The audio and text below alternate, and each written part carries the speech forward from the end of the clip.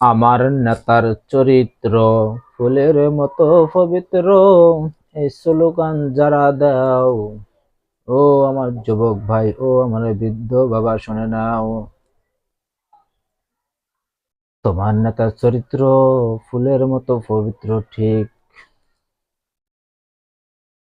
তুমি তাকে যখন সমর্থন করো, তুমি তাকে যখন সিগনেচার দাও, তুমি তাকে যখন ভোট দাও, ওই ক্ষমতা পাওয়ার পর তোমার নেতার চরিত্র কি ফুলের মতো থাকে কিনা দীর্ঘদিন দেখে আসছো, এই চরিত্র কি ফুলের মতো থাকে কিনা তুমি তো ভালো করে জানো।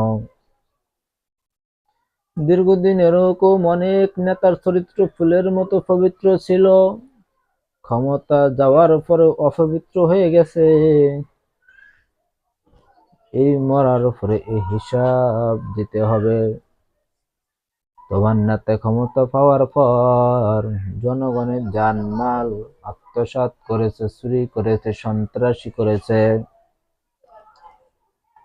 তুমি কিন্তু ভোট দিছ, তুমি চুরি করো নাই, সন্ত্রাসী করো নাই রে বাবা, তুমি চুরি করো নাই, সন্ত্রাসী করো নাই রে ভাই।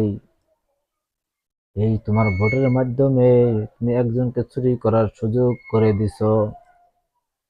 তুমি এই ভোটের মাধ্যমে আরেকজনের উপরে অত্যাচার করার সুযোগ তুমি করে দিছ। তোমার এই ভোটের মাধ্যমে মানুষের জান মাল আত্মসাৎ করার সুযোগ তুমি করে দিছ।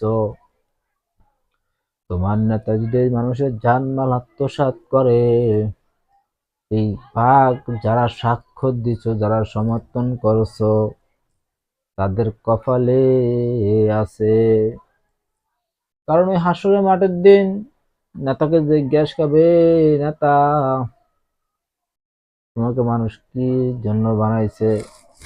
বলবে, আল্লাহ, ওরা জানে আমরা চোর, ওরা জানে আমরা ক্ষমতায় গেলে চুরি করব, ওরা জানে আমরা ক্ষমতায় গেলে মানুষের উপর অত্যাচার করব। তবুও এই দেশের মানুষ, এই দেশের জনগণ আমাদেরকে সমর্থন করছে, আমাদেরকে চুরি করার সুযোগ দিছে, আমাদেরকে মানুষের জানমাল আত্মসাৎ করার সুযোগ দিছে।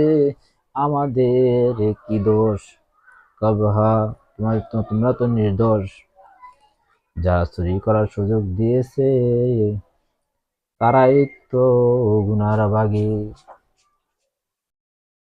ওই হাসরের মাঠের দিন রেহাই পাবা না রে বাবা।